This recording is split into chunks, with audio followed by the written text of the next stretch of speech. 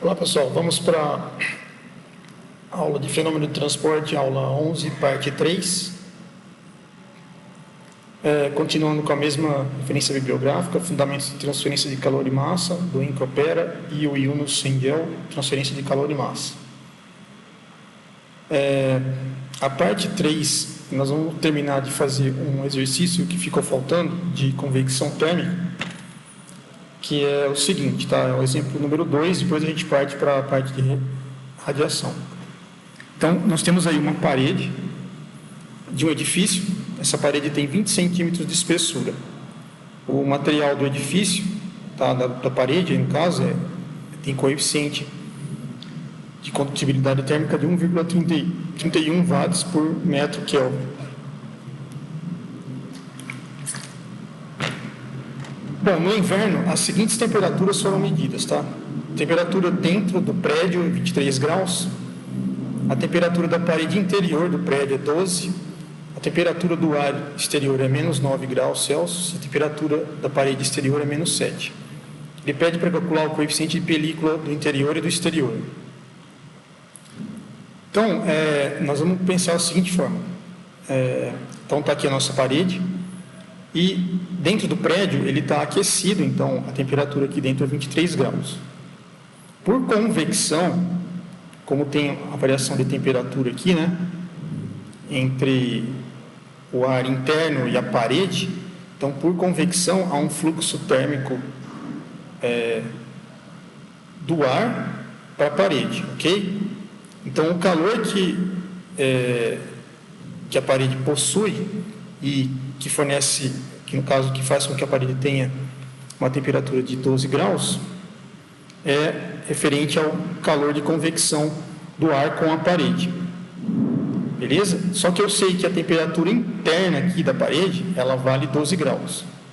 E a parede, a parte externa dela, tá, menos 7 graus.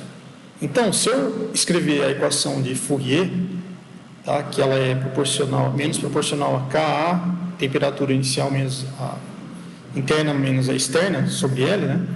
Então, o que eu vou fazer? O K nós temos, foi dado o K da parede, 1,31. A área da parede a gente não sabe, então eu vou mantê-la aqui.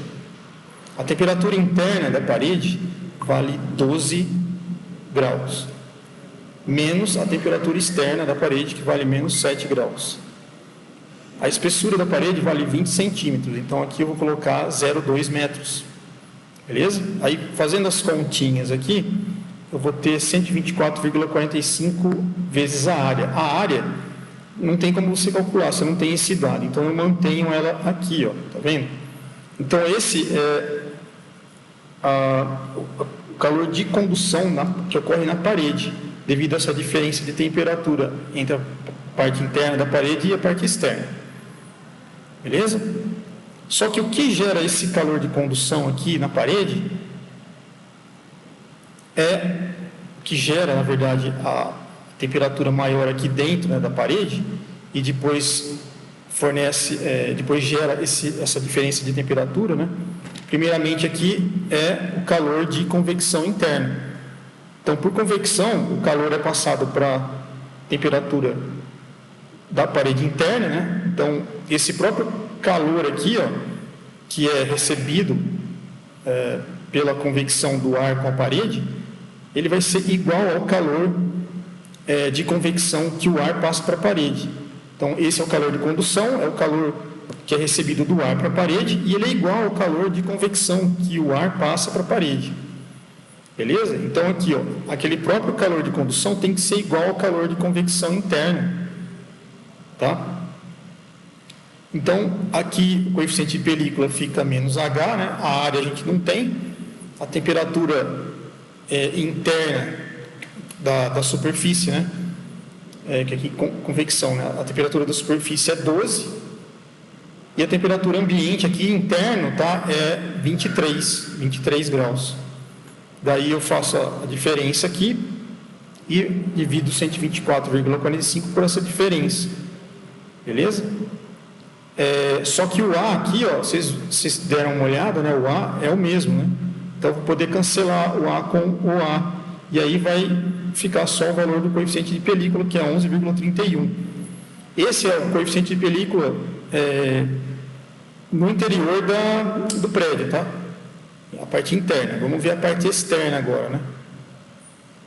A parte externa, eu venho aqui, a temperatura, escrevo a equação, né? E a temperatura da parte da superfície, que é a superfície externa da parede, vale, temperatura da parede exterior, menos 7, menos 7 graus. A temperatura ambiente fora vale menos 9 graus, aqui, menos 7, menos 9. Beleza? Aqui, a gente tem que o calor de condução num nível da parede, ele vale 124,45 vezes a área, tá? Ele tem que ser maior, porque a temperatura aqui é maior. Ok? Aí aqui, no final, foi mal. Aqui embaixo, o calor de condução, ele é o mesmo, só que ele tem valor negativo. Nós temos que colocar o mesmo valor negativo para que ele cancele com esse valor da equação aqui, tá? Então, fica 124,45A menos H e as diferenças de temperatura. As áreas vão acabar se cancelando, tá? Então, as áreas se cancelam, e aí o sinal de mais acaba se cancelando, e aí eu vou ter o valor de 62,23, que é o coeficiente de película externo. Então, o coeficiente de película aqui dentro, tá? Ele é menor que o coeficiente de película lá fora. Beleza? Então, ou seja, as temperaturas aqui fora que são mais baixas, né, tem um coeficiente de película maior. As temperaturas que aqui dentro são maiores, mais elevadas, tem um coeficiente de película menor. Ok? Uma observação desse problema é que você tem que fazer com que o sinal da condução aqui na temperatura T1, o valor da condução do fluxo de calor aqui em T1, que é 124,45A, né? Na parte interna tem que ser positivo, e aqui ele tem que ser negativo. E essa observação você tem que colocar para que os sinais aqui sejam cancelados, né? Se você não colocasse esse valor aqui, tá? Valor negativo, o que aconteceria, né? Você ficaria com esse valor aqui, você acabaria fazendo a soma, ficaria menos com menos mais, né? 9 menos 7 vai dar 2 aqui, e ficaria 124 negativo desse lado. Beleza? Então, o coeficiente de película acabaria dando um valor negativo aqui, tá? Então, por isso você tem que considerar esse valor negativo do Q da condução aqui na parte externa. Ok, então esse era o problema de número 2 que a gente fez para convecção e condução. Agora a gente vai entrar na parte de radiação. A definição de radiação, pessoal, ela é dada pelo seguinte: ela é uma emissão de energia por uma fonte de calor, né? Aqui, por exemplo, nós temos o material sendo queimado, então ele emite energia, tá? De que forma? Na forma de ondas eletromagnéticas, certo? A radiação de calor, nesse caso aqui, ela é uma transferência de calor por meio de raios infravermelhos, tá bom? E a gente percebe que esse calor por radiação, ele se propaga através do vácuo, então ele não precisa de um meio para se propagar. E ele viaja na velocidade da luz, tá? Esse calor irradiado pode ser refletido ou refratado, tá? E não afeta o meio por onde ele passa, tá? Não precisa do meio, no caso, para se propagar.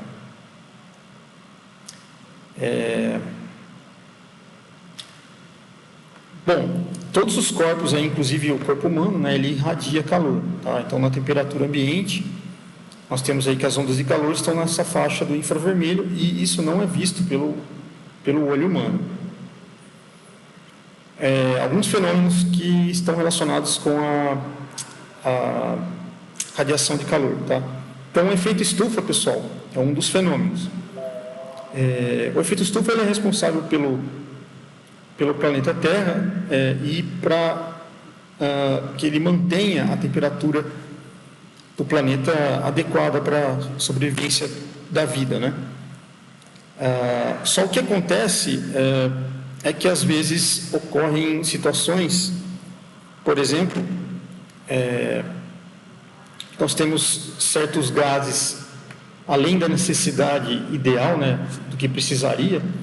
Então, certos gases presentes na atmosfera, como o dióxido de carbono, óxido nitroso, metano, etc., né, e o CFC usado nos sprays de desodorante aí, né, esses gases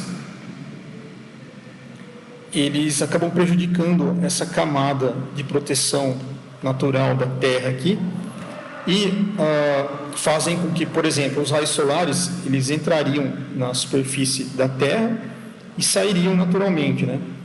Com o acúmulo de gases aqui, isso faz com que parte dos raios que se refletem ou refratam aqui na superfície do planeta acabam não saindo naturalmente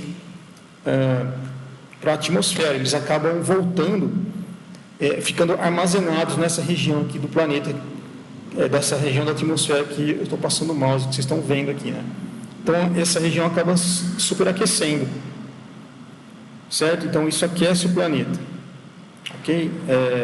Naturalmente, os raios solares deveriam refletir, refratar e voltar para a atmosfera, né? Mas, devido à presença desses gases, eles se concentram nessa região, beleza?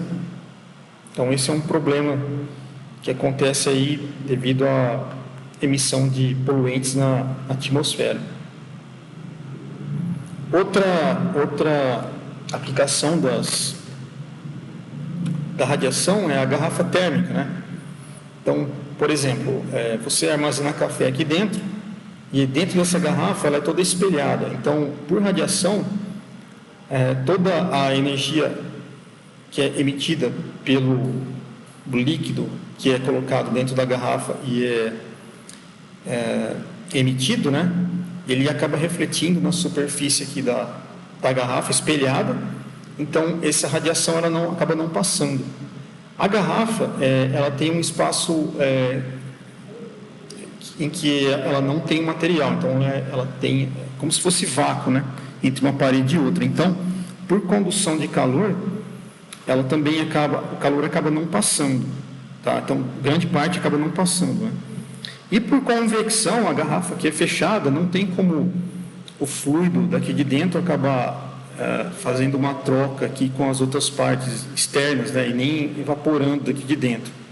Então, as três formas aqui de condução, convecção e radiação, elas são reduzidas em quase 95% da sua intensidade para esse tipo de garrafa térmica, né?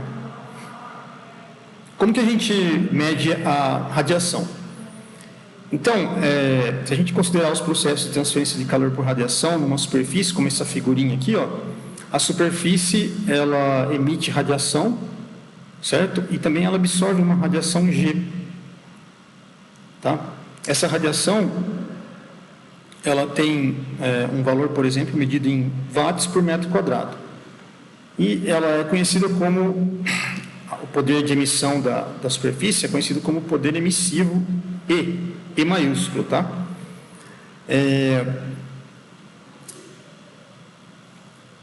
A gente, para calcular esse poder emissivo, nós podemos usar essa equaçãozinha aqui, ó, que é o poder emissivo, tá, de uma superfície que emite radiação, é proporcional à temperatura da superfície à quarta, tá?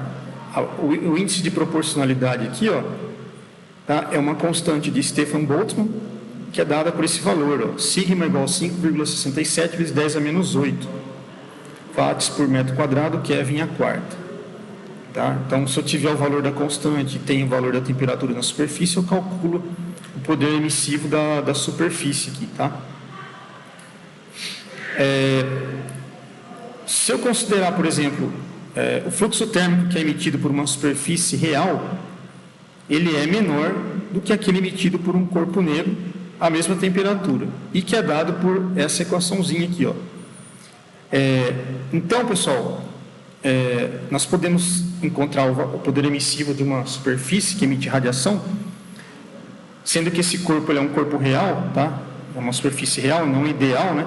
Aqui, por exemplo, a gente não tem a emissividade dele. Então, quando a emissividade do corpinho da superfície é 1, nós falamos que nós temos um corpo ideal ou corpo negro, tá?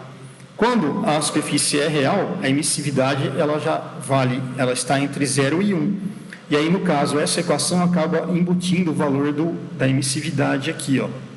Tá? Então, o poder emissivo dessa superfície é igual a emissividade E, o sigma, a constante de Boltzmann, e a temperatura da superfície a quarta. Beleza? Então, essas são duas equações que eu posso utilizar para calcular o poder emissivo de uma superfície que emite radiação. Se eu quiser calcular o poder de absorção da radiação de forma absoluta, né, eu vou precisar, por exemplo, da absortividade alfa, tá, do material aí, e do valor da absorção que essa superfície possui, tá? Se o alfa, nesse caso aqui, for menor do que 1, a superfície ela vai ser opaca e porções da irradiação serão refletidas, tá? Se a superfície é semi-transparente, então você tem porções da radiação que também podem ser transmitidas. A equação que a gente normalmente usa para calcular calor, fluxo de calor por radiação, tá? É essa daqui. Então, ó, sigma E vezes a área, a temperatura ambiente menos a temperatura... Aqui eu vou colocar a temperatura na superfície menos a temperatura na vizinhança, tá? Temperatura na superfície é onde a superfície que está emitindo radiação, e aqui a temperatura na vizinhança, ou o fluido, por exemplo, ou a região aí que está envolvendo a superfície. A constante de Stefan-Boltzmann, como a gente já falou, dependendo da unidade que você usa, tá vendo aqui, ó, watts por metro quadrado, Kelvin a quarta, ou quilocaloria por hora, né?